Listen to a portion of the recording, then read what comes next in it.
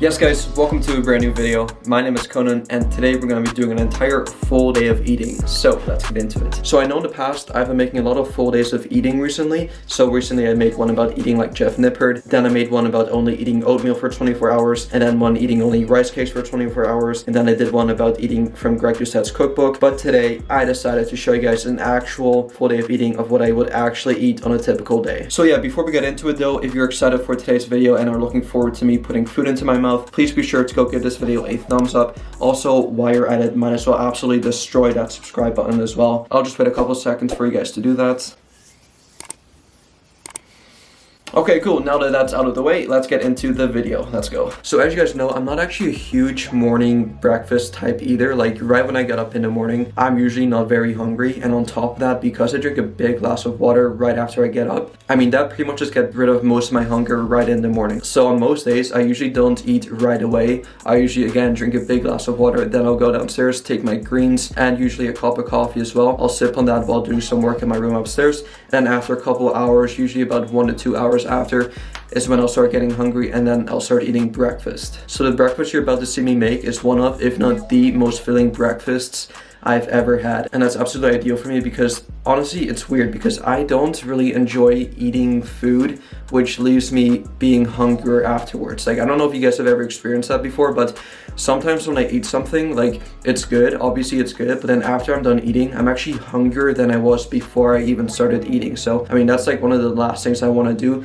And I know some people like to have like a light breakfast or a moderate breakfast, but for me, I like having a pretty big meal for breakfast because it's pretty much going to energize the rest of my day. And like I said, I would much rather feel super satiated and full after eating a meal than being still really hungry after eating a meal. And so this meal right here is usually also my pre-workout meal. And as you guys can see, we're actually including whole eggs into this meal, which is an awesome source of fat. But if you guys watch my Jeff Nippard video, he actually recommends having a low-fat meal before your pre-workout meal. But the only caveat is that if you train 3 or 4 hours after eating that meal, you can definitely incorporate some fats into that meal because basically fats slow down the absorption and the digestion rate. And so if you are training like a couple hours after your pre-workout meal, you can definitely include some fats into your meal. If, however, you train like 1 or 2 hours after eating your pre-workout meal, then I would lean towards eating less fats and a bit more carbs. So right here, we got 80 grams of oats cooked in a pot.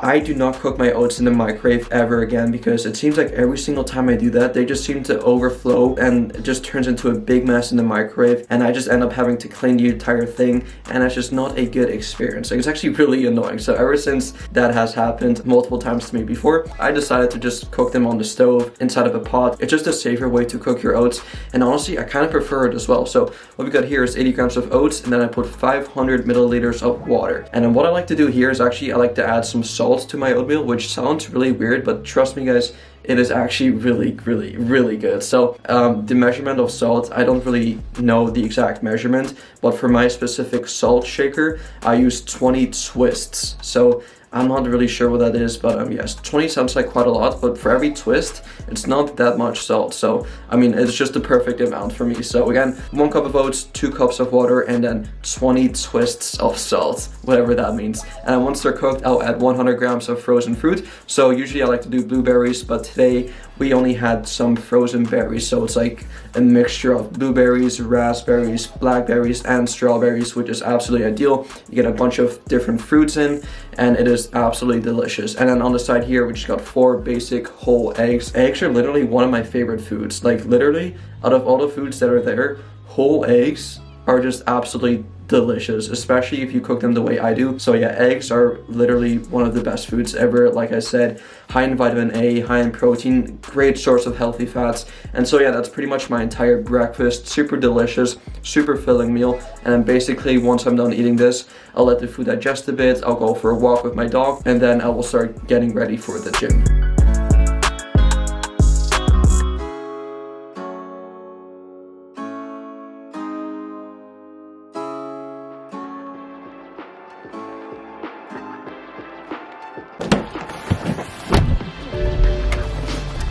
Okay guys, so we just ate breakfast, just came back from our walk, we let the food digest a bit, and now I am properly fueled for today's workout. So yeah, today's going to be a push workout, and on the side here we got 1 scoop, or I guess 2 scoops of BCAAs, and now you guys know my thoughts on BCAAs or even EAAs. They're absolutely non-essential. Like, if you don't have the money to spend on them, I just won't worry too much about it. Like, you literally don't. I just sip on it during my workout because, I mean, if you do have them, I mean, you have absolutely nothing to lose. You may get like that extra 1%, but honestly, it's not gonna make that big of a difference. So honestly, you don't really need them. And now when it comes to the pre-workout, we got some pre-workout in here and a scoop of creatine. So when it comes to creatine, I do highly recommend taking creatine. I take it every single day, 5 grams a day, every single day, no days off. Don't need to cycle on it, cycle off it. Don't need to like load 20 grams in your first week or something. As long as you just take it 5 grams every single day, you should be good to go. So yeah, actually we are trying out My Protein / Maingaining collaboration of their new pre-workout drink. So this is the strawberry flavor in here. So I actually have already tried it like twice, but let's just pretend I haven't tried it yet. And this is a honest live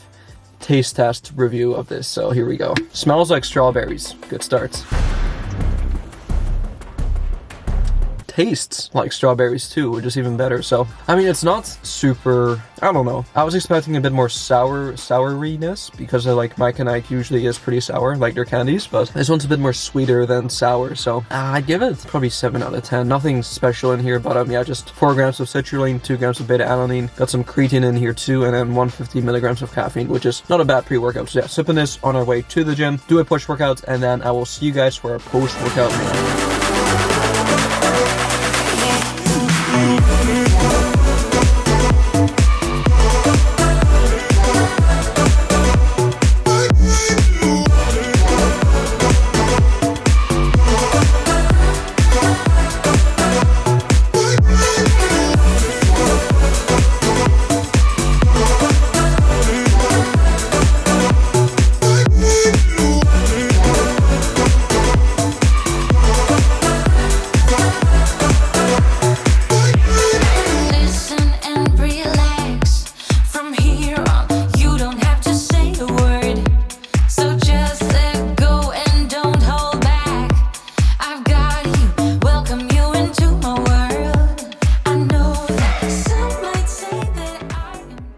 Alrighty guys, just finished the workout, and for our post-workout concoction meal, whatever you want to call it, we got a protein shake right over here made with some vegan protein powder. So I actually ordered a couple samples of the vegan protein powder by My Protein. This is the mocha flavor, and to this I basically just added a banana with some almond milk and some ice because I like my shakes to be nice and thick. So we got that right over here.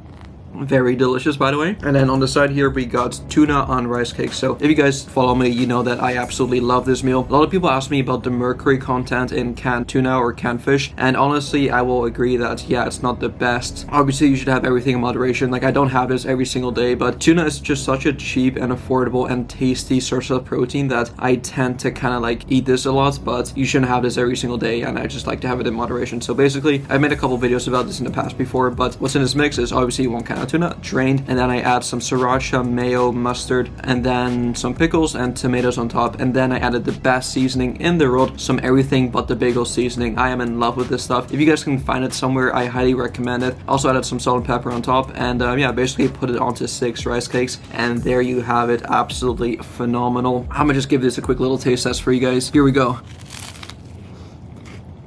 Very delicious. And as you guys can tell, the sun actually decided to shine because this morning was like really foggy for whatever reason. But yeah, nice little change of scenery. I'm not gonna be eating outside, however, because it is quite chilly. It is like freaking January, like yeah, it's still winter. So I'm gonna go back inside, eat this meal up real quick, and then I'll see you guys for the next meal. So you guys may notice throughout this video that my protein intake is quite high, and I actually mentioned this in Jeff Nippert's video as well, but I do agree with him that having a higher protein intake is just absolutely ideal, because there's this big misconception that a high protein diet is bad for your kidneys, or it's just not good for you for whatever reason. But honestly, I'd rather be on the safe side of eating protein than on the not safe side. So yeah, obviously people recommend just having 1 gram per pound of body weight, which is nothing wrong with that, but I just found that for me, having a bit of a higher protein intake, not only do I enjoy eating protein, it's also a very satiating macronutrient, which means it takes a bit longer for your body to like break down and digest. And yeah, because I'm a pretty big eater, I like including a bit more protein into my diet. But if you're not that big of an eater and you're not too fussy about your protein intake, I would just stick to the simple 1 gram per pound of body weight.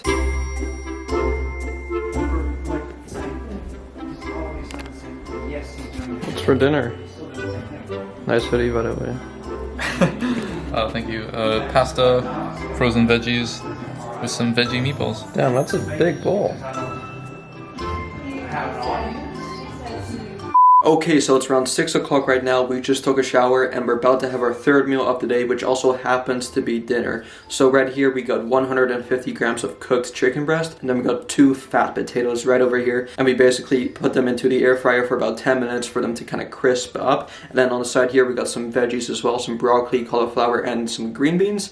And so yeah, that's pretty much dinner. Add some sriracha on top, and yeah, that's pretty much dinner. And potatoes are actually one of the most satiating carbohydrates you can eat, so you'll definitely feel really satisfied and full after eating them, which is absolutely ideal, especially if your goal is to lose weight.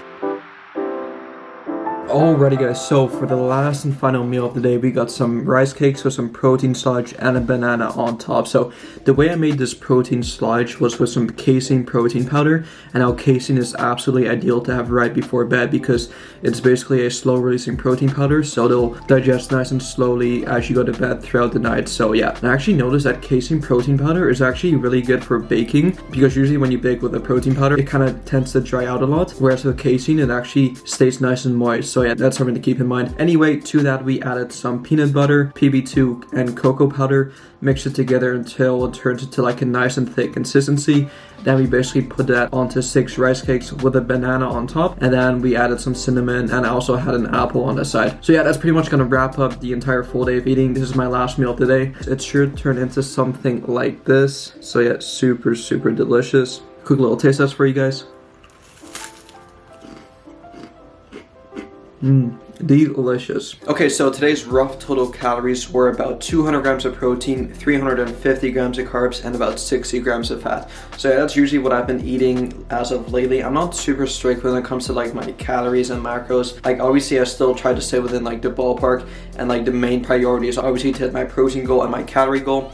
But then again, the carbs and fats, they usually tend to differ from day to day. Although, like I do keep mentioning in most of my videos, I do still try to keep my fat intake quite high, or at least like not super low, because fats are absolutely essential. So yeah, do not neglect them. Definitely try to incorporate some healthy fats. So yeah guys, that's pretty much gonna wrap up the entire full day of eating, and that's usually what I tend to eat on a day-to-day basis. So again, I like to keep my protein intake quite high. I like to eat lots of fruits and vegetables. I like to get most of my food sources from whole natural foods. I don't really like to eat like processed foods because I don't really like it and it doesn't really sit well in my stomach. So yeah, this is usually a typical day of eating. So if you guys enjoyed this video, please be sure to go give this video a thumbs up. I would highly appreciate it. Subscribe to my channel if you're new, and I'll see you guys in the next one. Peace out.